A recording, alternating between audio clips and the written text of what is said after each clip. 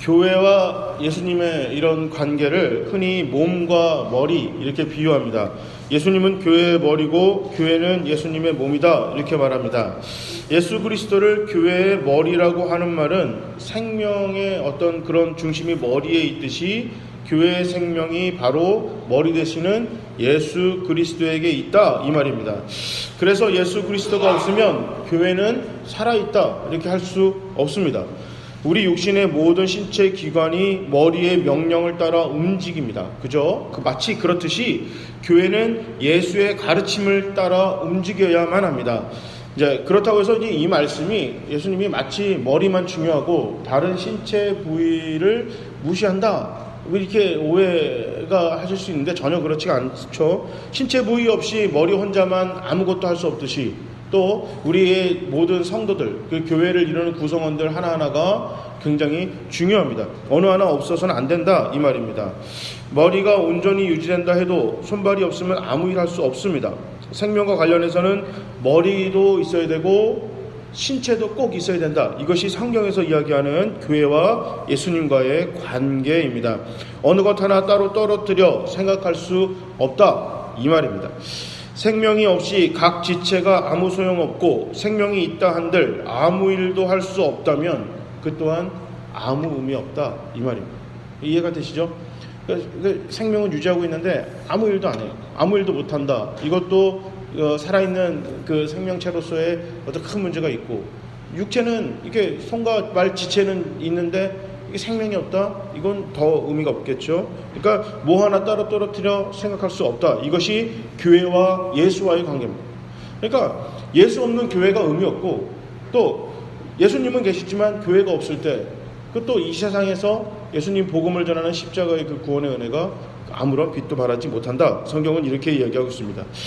그리스도인은 예수 그리스도를 머리로 하는 교회의 지체입니다. 자, 그러므로 우리의 행함의 근거는 예수 그리스도의 뜻이어야만 합니다. 우리가 살아가는데 우리의 선택의 기준, 판단의 기준, 또 우리가 살아가는 행동 양식, 이 라이프 스타일 자체가 예수님의 스타일이고 예수님의 뜻이 반영이 되지 않고서는 의미 없다는 것입니다. 자, 뇌의 명령을 받지 않고 움직이는 몸의 부위는 없습니다. 그런데 간혹 뇌와 상관없이 몸이 움직일 때가 있어요. 언제 그러죠?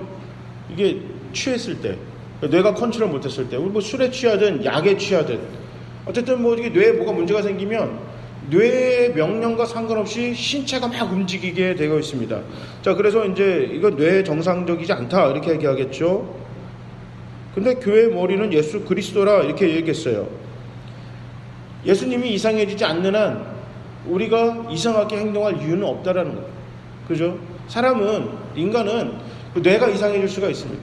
하지만 교회의 뇌, 교회의 머리이신 예수님은 이상해지지 않는다라는 거예요. 그죠? 하나님이 이상해질 리가 없기 때문에 신체 부위가 따로 떨어져서 이상한 행동을 하면 이건 말이 안 되는 것입니다. 그런데요, 안타깝게 이상한 행동을 할 때가 있어요. 그죠? 기독교인들이 또 교회가 기독교인답지 않게, 교회답지 않게 행동할 때가 이게 종종 왕왕 있습니다. 그럼 어떻게 된 걸까? 이게 뇌가 이상하지 않은데 지체는 뇌의 명령을 받고 움직이게 생겼는데, 아니 뇌가 이상하지 않은데 어떻게 된 지체가 뇌와 상관없이 움직일 수 있을까? 그거는 우리가 엉뚱한 머리에 붙어있기 때문에. 말로는 예수님이 교회의 머리입니다. 주님입니다. 이제 뉴저지에 있을 때는 장로교회에서 이제 제가 한 7년 부목생 하다가 한 2년을 순복음 교단에서 2년을 부목사를 했어요. 제일 처음에 너무 이렇게, 저는 이제 성결교 출신이니까 그냥 뭐 어렵지는 않다라고 생각은 했는데, 그 주여 3차 하는 게 이게 생각보다 이게 만만치 않더라고요. 그런데 보세요, 우리가 그 교회 가면서 제가 뭐 성결교회에 있든 장로교회에 있든 순복음에 있든 무슨 생각을 했냐면, 주여 주여 주님 주님이라고 우리 예수님을 주여라고는 말을 하지만 진짜 예수님이 나의 주님인가? 라는 생각을 종종 하게 됐어요. 말은 예수님을 주님이라고 해놓고 실제로는 우리 주님은 따로 있다는 거예요. 내 주인은 따로 있을 때가 더 많이 있습니다. 예수에게 붙어있지 않으며 예수가 마치 우리의 주인인 양 착각하고 있을 때가 엄청 많다는 겁니다. 예수가 아닌 그 어떤 것도 교회의 머리가 될 수가 없습니다. 목사도, 교리도, 전통도, 교단도, 그 어떤 것도 교회의 머리가 될 수 없음을 기억하시기 바랍니다. 그러므로 교회는 예수의 손발이 되어 예수의 일을 하는 겁니다. 그리고 교회는 교회의 머리가 예수인지 아니면 예수가 아닌 다른 것인지 계속해서 살펴봐야 돼요. 이거는 공동체인 이 교회도 마찬가지지만 우리 한 사람 그리스도인들도 마찬가지예요. 내 주인이 누군가, 내가 예수한테 붙어 있나 아니면 다른 엉뚱한 곳에 붙어 있는 건가, 이걸 잘 살펴야 됩니다. 이거 잘 살피지 않으면요, 엉뚱한 것에 붙어가지고 날아갈 때가 굉장히 많습니다. 내가 이걸 왜 하는지 모르는 거예요. 이 행동의 근거가 어디 있는지 모르는 겁니다. 마치 내가 예수님을 위해서 교회인 것처럼 살아왔는데 평생을 그렇게 살아와서 딱 보니까 그게 아닐 수가 있다라는 거예요. 참 어리석고 안타까운 일이에요. 아니 그냥 대충 크리스찬으로 산다면 크게 문제가 없을 수 있어요. 그러니까 나도 인정하고 세상도 인정하는 거예요. 그러니까 이 말은 뭐냐면 제가 이제 중학교 다닐 때는 축구가 유행이었어요. 그러니까 반에서 운동 잘하는 애들 딱 한 11명? 다른 반이 이제 두 반을 이렇게 축구 시합을 하면, 제가 덕원중학교라고 저기 있는 중학교를 다녔는데, 남자 4반, 여자 4반밖에 없어요. 그러니까 체육 시간이 겹쳐봐야 거기서 거긴 거예요. 그러니까 체육 선생님이 이렇게 남자 반 꼭 2반씩 체육을 활동을 같이 시켰어요. 그래서 축구 잘하는 애 11명씩 뽑아요. 저쪽 팀, 우리 팀. 그래서 축구 잘하는 애 11명은 축구 시합을 하고, 나머지는 다 뭐하냐? 농구했어요. 나머지 그 농구장은 원래 농구는 5명이서 하는 거거든요. 근데 막 20몇 명씩 30몇 명씩 농구를 하는 거예요. 공 하나가 우르르 몰려가고. 그런데 고등학교 올라가면서 이게 바뀐 거예요. 마이클 조던이라는 사람이 등장했어요. 농구 붐이 일어가지고 난리가 난 겁니다. 이제 바뀌었어요. 나머지 다 축구하고 잘하는 애들 한 7명 정도 뽑아서 농구를 하기 시작했는데, 나름 제가 운동신경이 있었어요. 그러니까 고등학교 1학년 때 일이에요. 그 애들이 농구를 하지 않고 저를 운동을 잘하니까 뽑아놨는데, 그때까지 한 번도 농구를 해본 적이 없어요. 시합이 시작되고 빨리는 뛰고 열심히는 뛰는데 룰도 잘 모르죠. 슛도 해본 적이 없어요. 자, 한 5분 정도 지나니까요. 무슨 얘기가 나오냐면, 제가 공을 딱 잡았고 그 골 밑에서 노마크인데 상대편 팀 애들이 막지마 이러는 거예요. 막아봐야 소용없는 거예요. 왜? 괜히 저한테 한 명 붙어갖고 잘하는 애한테 패스해갖고 술술 안 되니까 제가 10번 던져서 골인이 될 확률이 한 번도 거의 없었거든요. 자, 안타깝지만, 자존심은 되게 상하지만 그게 제 현실이었어요.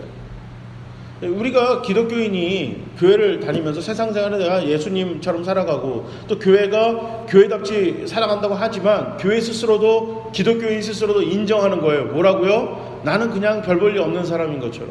나는 간신히 구원받은 사람이에요. 나는 날라리예요. 그냥 나는 교회는 다니지만 나한테 기대하지 마. 세상도 인정하고 나도 인정한다면 그러면 크게 문제 없어요. 세상도 저 교회는 인정하지 않아요. 교회도 인정하는 거예요. 우리 교회는 말만 교회지 교회는 아니야. 목사도 성도도 다 그렇게 인정한다면, 그러면 시험 들 일도 없고 실망할 일도 없습니다. 왜? 애시당초 기대치가 없습니다.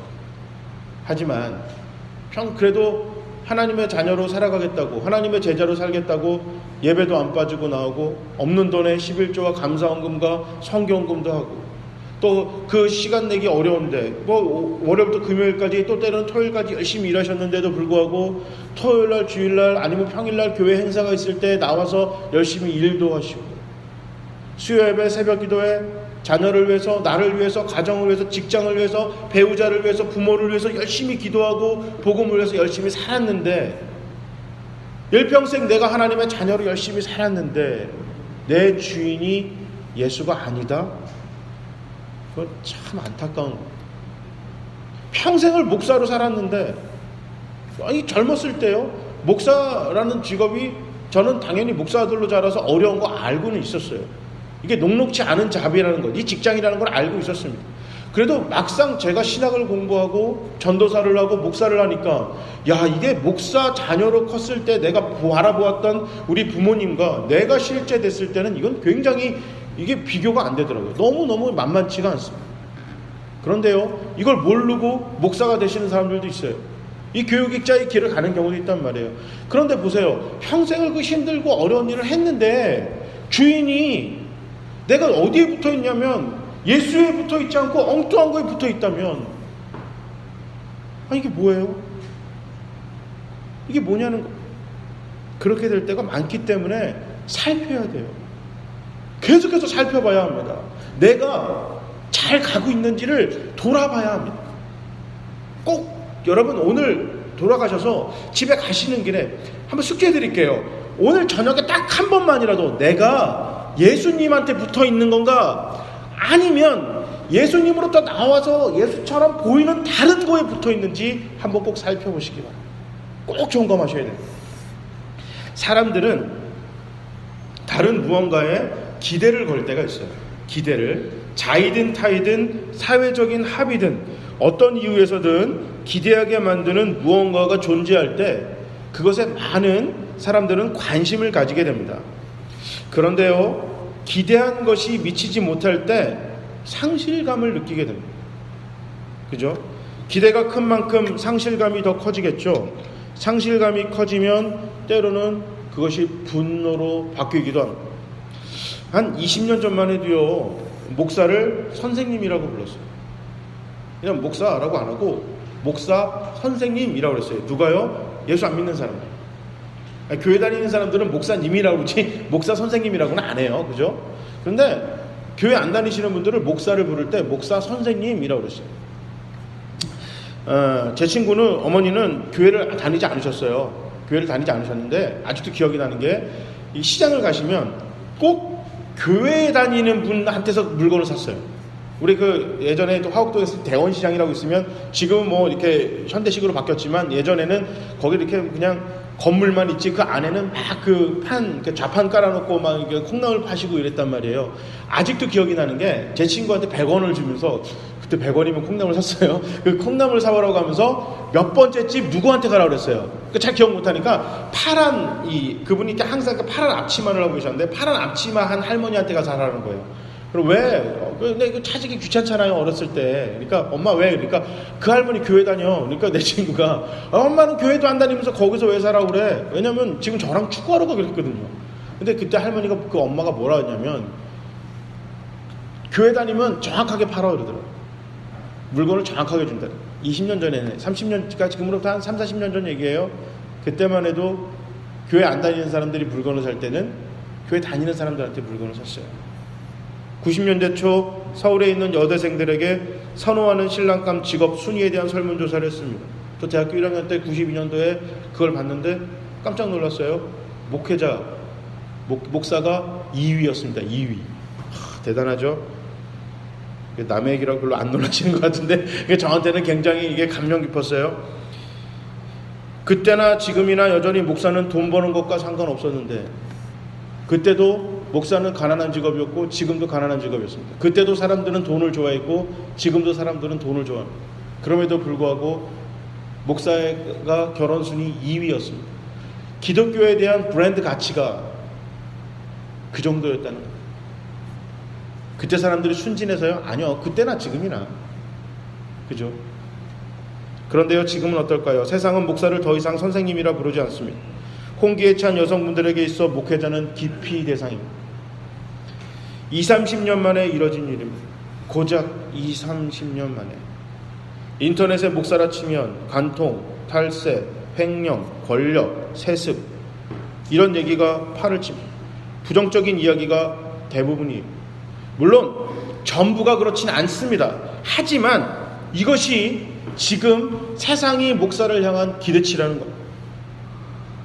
실제 벌어지고 있는 일은 맞습니다. 맞죠? 없는 일을 그 얘기하는 건 아니잖아요. 그런데 과연 목사만 그럴까요? 제가 목사니까 목사 이야기를 했어요. 내가 목사라서 목사 얘기를 했는데요. 여러분은 어떠세요? 과연 내 주변에 있는 사람들이 나를 볼 때 장로 선생님, 권사 선생님, 집사 선생님, 아니면 교회 다닌다는 그 이유만으로 절대적인 신뢰를 보내십니까?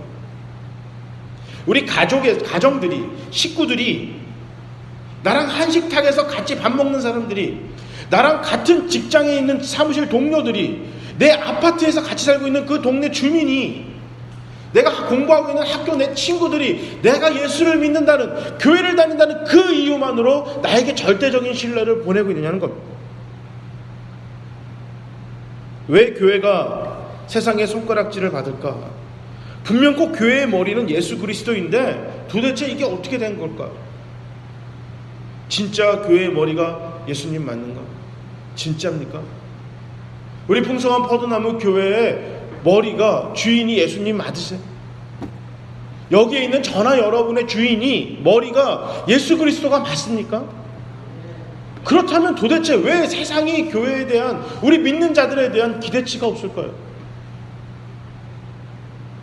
머리가 이상하지가 않는데, 뇌가 제대로 활동하고 있는데 지체인 손발인 우리가 도대체 왜 이런 꼴이 됐을까? 이걸 심각하게 살펴봐야 합니다. 세상이 기대하는 교회와 현재 교회가 세상에 보여주는 모습의 간격이 생각보다 크기 때문입니다.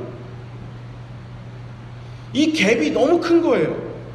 우리 교회는 우린 잘하고 있는데 괜찮아 라고 생각하고 있는데 세상은 그렇지 않다는 거예요. 자, 세상이 교회를 욕할 때 교회가 세상을 향한 이 디펜스, 그러니까 그 변명이 뭐냐면 우리는 괜찮다는 겁니다. 교회를 엄청나게 삐까뻔쩍하게 짓고 세습을 하고, 목사가 조금 돈 좀 띄워먹고, 교회인들이 장로를 받고 권사를 받고 안수를 받는 사람, 안수 집사님, 집사가 되는 사람들이 세상에서 세금도 제대로 내지 않고 엉뚱한 술도 먹고 담배도 피고 막 맘대로 살고 노름도 하고 막 가정폭력도 하고 그러는데도 그 사람들에게 직분을 허락해도 괜찮다고 하는 이유가 뭐냐면 우리는 괜찮다는 거예요. 교회의 존재 이유를 까먹어서 그렇죠. 교회는 세상을 위해 존재합니다. 우리를 위해 존재하는 건 교회가 아니라 친목단체입니다. 기독교인 친목회예요. 그건 우리를 위해 존재합니다.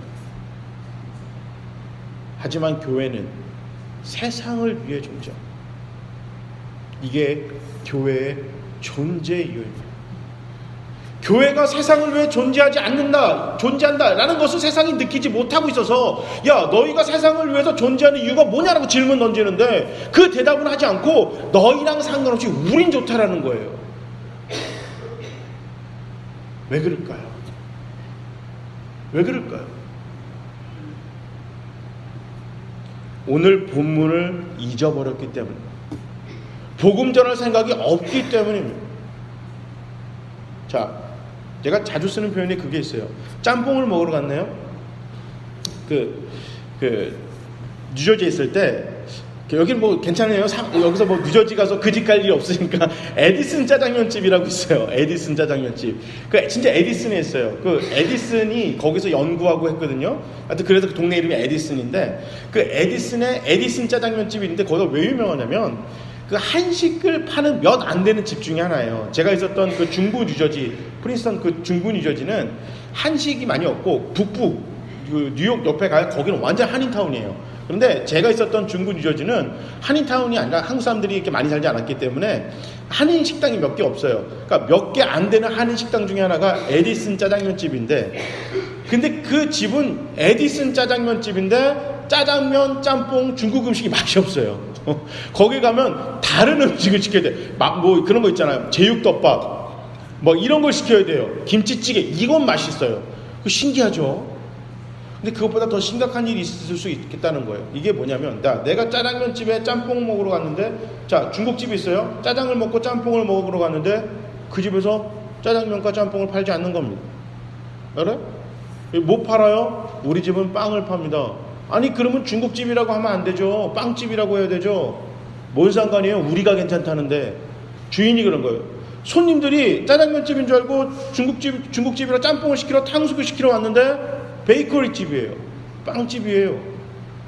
당황하잖아요. 그래서 손님들이, 그러면 사장님, 이걸 빵집이라고 해야지, 이걸 중국집이라면 어떻게 해요? 그러니까 사장님이 벌컥 화를 내면서 뭐라 그래요? 내가 괜찮은데 당신이 뭔 상관이냐? 라는. 빵 팔지 않는 빵집, 중국 음식이 없는 중국집. 문제가 있죠. 복음을 전하지 않는 교회. 문제가 있는 거예요. 복음을 전하지 않는 그리스도인. 문제가 있는 거예요.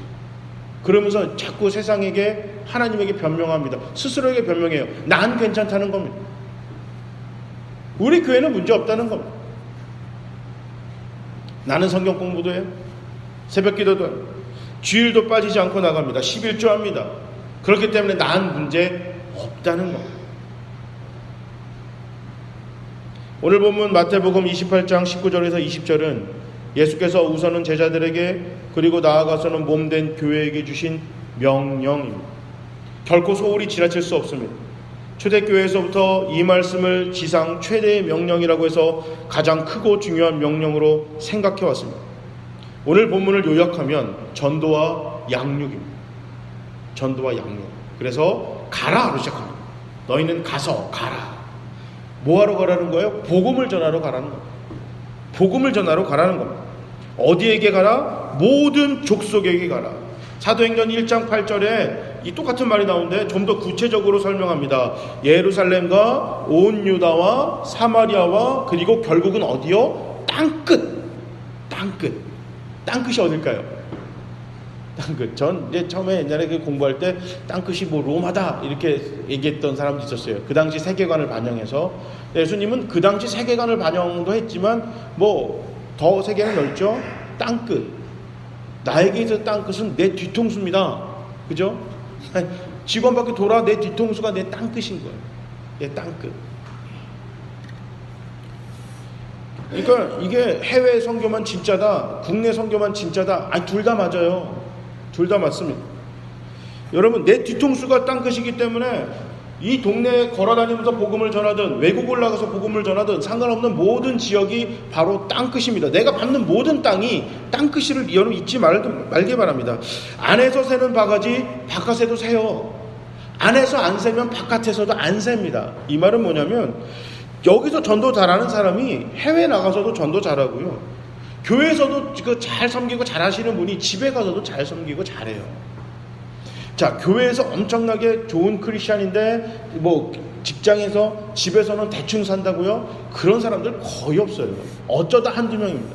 잘 섬기는 것 같죠? 잘 섬기지 않습니다. 아주 특별하게 왜곡되게만 섬깁니다. 이 말은 뭐냐면 다른 사람들한테는 정말 그렇게 봤어요. 다른 사람들한테는 엄청 못되게 구는데 목사한테만은 엄청 잘하는 거예요. 전 진짜 그런 거 많이 봤어요. 제가 31살에 목사가 됐어요.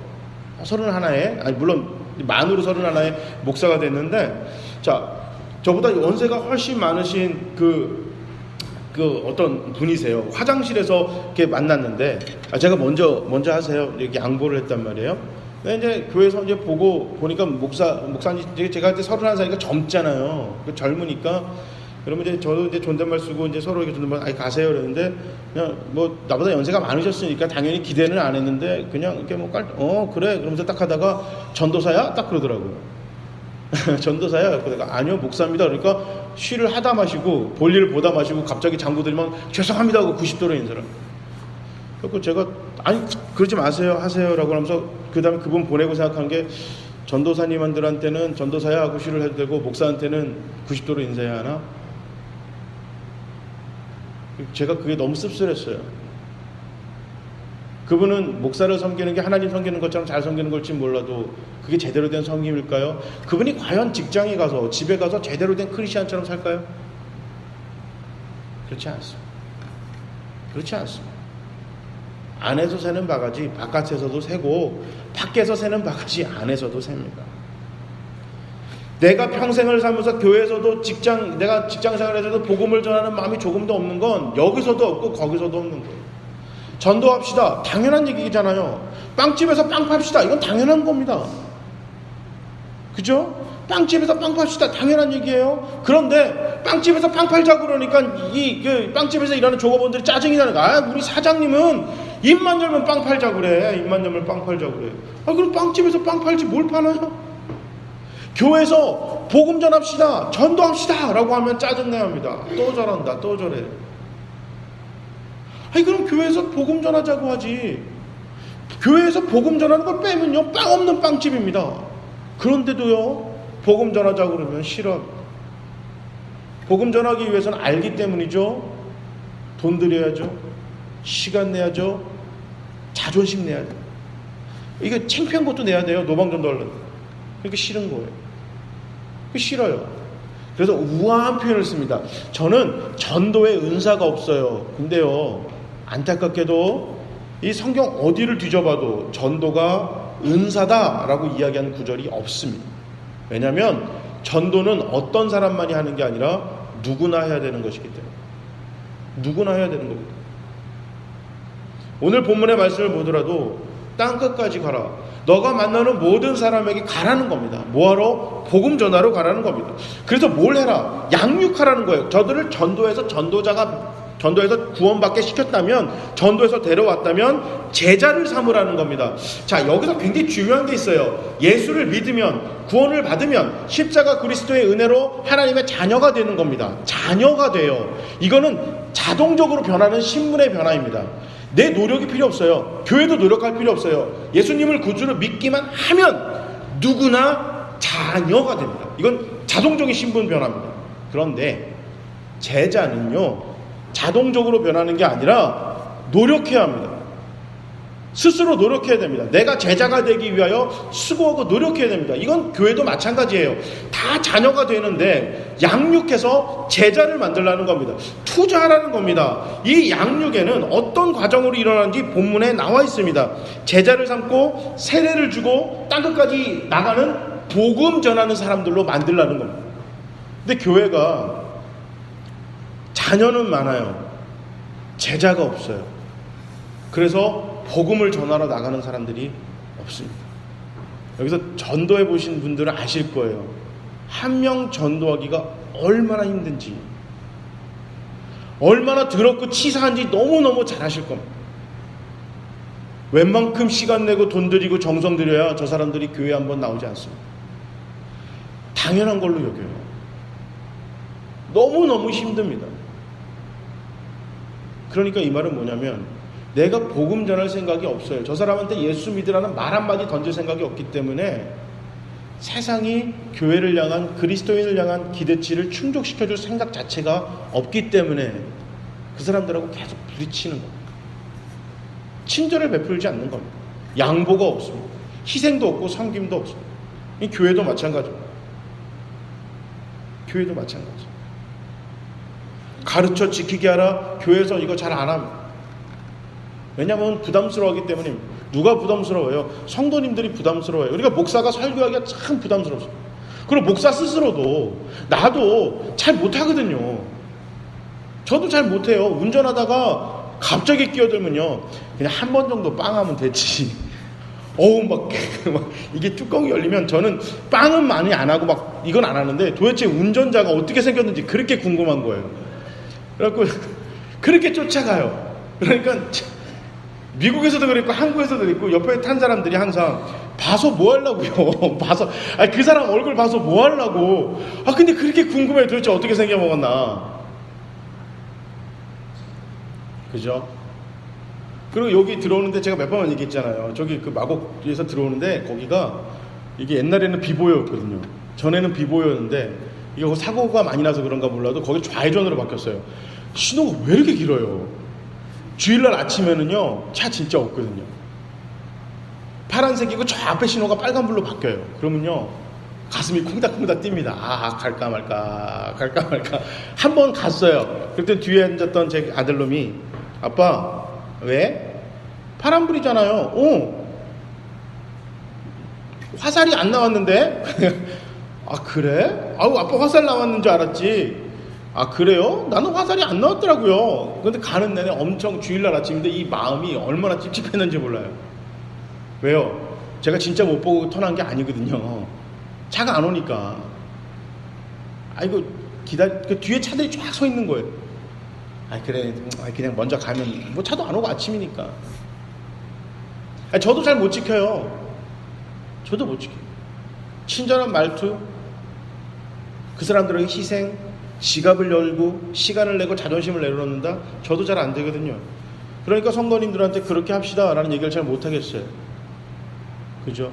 회개합시다. 목사가 잘하는 거 설교 잘하죠. 또 여러분들한테 그렇게 약간 부담 덜한 거 설교할지 모르겠지만 오늘 같은 설교 해야만 해요. 그래서 여러분들 그런 얘기, 제가 이런 설교할 때 이런 생각 드시는 분들이 있을 거예요. 너나 잘하지, 너나 잘하지. 하지만 그럴 때 반대로 생각해 주세요. 지도 못하는 거 설교하는 거 보니까 이게 진짜 중요한가 보다. 진짜 중요한 거. 제가 우리 아들한테 그런 얘기죠. 생선을 못 먹는데요. 야, 꽁치랑 고등어를 잘 먹어야 돼. 삼촌이 아빠보다 키가 되게 작았는데 안 가리고 음식 안 가리고 잘 먹다 보니까 아빠보다 키가 커졌어. 너도 키가 크고 건강하려면 음식 잘 먹어야 돼. 근데 아빠는 왜 고등어나 꽁치 안 먹어요? 그러게 말이다. 아빠는 이제 다 컸잖아. 뭐 이렇게 얘기하지만 뭐예요? 내가 생선을 안 먹어도 내 자식한테 생선 왜 먹으라고 그래요? 중요하니까. 목사가 그렇게 못해도 저건 지나 못하지 지가 제일 못하는 건데 이렇게 생각이 들어도 설교하는 이유는 그만큼 중요하다는 겁니다. 교회 존재 이유가 어디 있느냐? 바로 오늘 본문에 있는 거예요. 전하고 가르쳐 지키게 하라. 이게 교회의 존재 이유인 거예요. 이것 때문에 교회가 이 땅에 존재하는 겁니다. 예수님의 지상명령이라고 하죠. 땅끝까지 복음을 증거하고 제자 삼아 양육하라. 그래서 다시 복음을 전하는 증인이 되게 만들어라. 이것이 교회에게 준 예수님의 명령입니다. 이거 하라고 예수님이 우리에게 은혜 주시고 성장시키시고 부흥시켜 준 겁니다. 우리 교회가 건물이 몇 층이야. 저기 프로그램이 엄청 잘 돼 있어. 우리 담임 목사님이, 우리 목사님이 미국에서 박사까지 했대. 어쩌라고요, 그게? 그게 복음 전하는 거에 그게 크게 무슨 영향이 있냐라는. 예수님한테 갑니다. 예수님, 나 어느 교회에서 뭐 해가지고요, 무슨 제자교육도 마치고 뭐하고 내가 왔습니다. 하나님, 내가 평생을, 내가 20살 때부터 하나님 앞에 헌신해서 내가 목회자로서 몇 년 했고 교회를 몇 명씩이나 부흥시켰고 큰 교회가 몇 명 했고 우리 재정이 얼마고 교회가 얼마나 크고 했습니다. 내가 뭐 총회장도 하고 뭐도 하고 왔습니다 라고 했는데 예수님이 얼마나 전도하고 얼마나 제자 만들었냐? 라고 질문 던지면 뭐라 얘기하겠어? 내가 무슨 교회에서 직분 맡은 게 과연 예수님한테 무슨 관심이 있겠냐는 거예요. 자녀 잃어버린 부모한테 가서 학교에서 반장했다고 얘기하는 거 한두 번이면 되지. 주구장창 떠들어댔을 때 잃어버린 자녀를 가진 부모가 주야로 묵상하는 게 우리 아들이 반장했구나가 하겠어요? 그 잃어버린 자녀 생각하겠어요?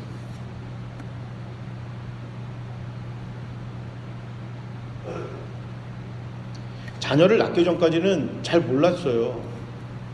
세월호에 어느 가슴 아픔이 있는데 거기에다가 텐트 쳐놓고 자식들 올라올 때까지 기다리는 부모의 심정이 부모가 아니면 그걸 어떻게 이해를 하겠어요?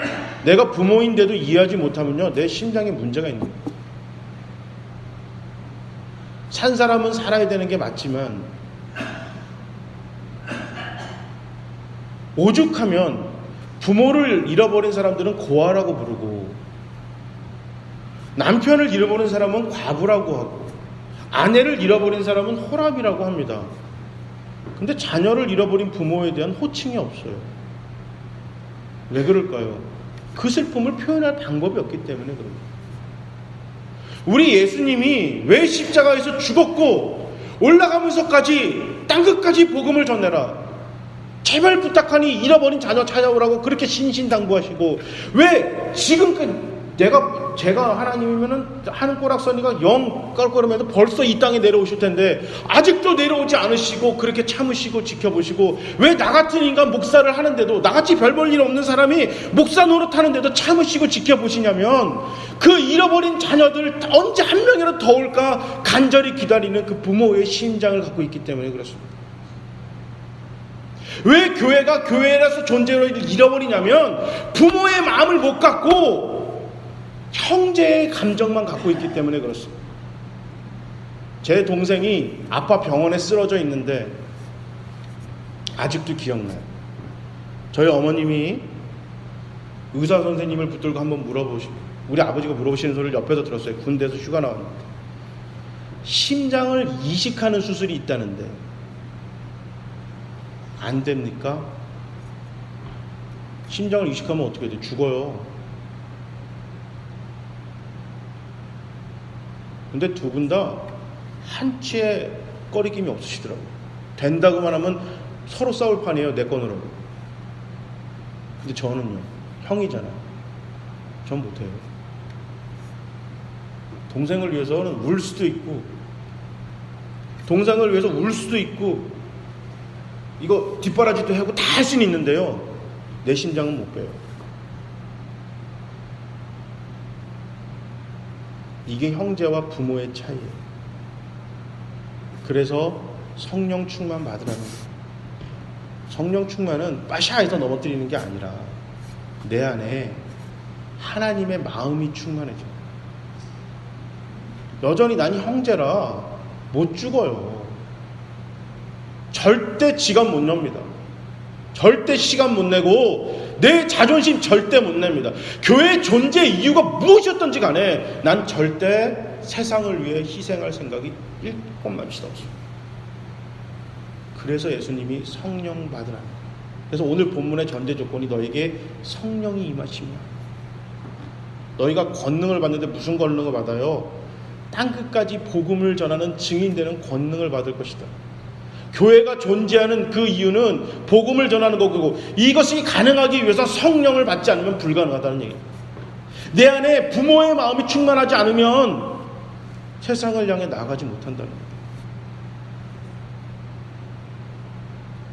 우리 풍성한 포도나무 교회가 화려한 설교, 기가 막힌 찬양팀, 엄청나게 좋은 프로그램, 우리 어린이 교회, 청소년 교회, 젊은이 교회를 향한 아주 대단한 막 시스템이 장착이 돼서 막 영어 예배도 드리고, 또 미국 갔다 왔다니까 뭐 영어로 애들한테 뭐 해주면 좋겠다고 그랬어요. 아이들 막 영어로 막 성경도 가르치고 좋네요. 그런데 성령이 없으면 형제예요, 형제. 우리끼리만 좋은 거예요. 집 나간 형제에 관심이 없어요. 화나요, 어쩔 때는. 우리 부모 힘들게 한다고. 그 새끼 그거 좀 그만 가고 근데 들어오지. 안 들어오고 짜증나고. 그러니까 잃어버린 자녀 찾자고 자꾸 지갑 열고 시간 내고 하자는 부모가 짜증이 나는. 내 안에 부모의 마음이 없기 때문인 것입니다. 초대교회가 온갖 어려움에도 불구하고 놀라운 성장을 이룬 비결은 세상의 기대를 뛰어넘는 희생과 섬김으로 복음을 전했기 때문이고, 격려하면서 다시 복음을 전하는 증인들을 만들어냈기 때문입니다. 그래서 지금 우리가 이 자리에 앉아 있을 수 있습니다. 우리가 몸담고 섬기는 풍성한 포도교회도 이 마찬가지라고 생각합니다. 교회의 머리가 예수 그리스도라고 믿는다면 오늘 본문의 말씀대로 복음 전함과 제자 삼는 일에 교회 전체가 움직여야만 하고 나 개인이 움직여야만 합니다. 바라건대 저와 여러분 모두가 교회의 존재 이유를 잊어버리지 않길 바랍니다. 그리고 교회의 존재를 잃어버리지 않고 그대로 살아가기 위해서는 성령의 충만한 은혜를 사모하는 저와 여러분이 되시기를 주님의 이름으로 축복합니다. 땅끝까지 복음을 전하는 우리 모두가 되시기를 주님의 이름으로 축복합니다. 한 걸음 한 걸음 찾아가는 다른 누군가의 생명과 풍성한 삶을 위해 교회가 존재하는 것을 잊어버리지 않기를 바랍니다. 이 위대한 존재의 이유를 이뤄내는 한 사람 한 사람이 되시기를, 우리 교회가 되시기를 주님의 이름으로 축복합니다. 아멘. 우리 한번 기도하시겠습니다.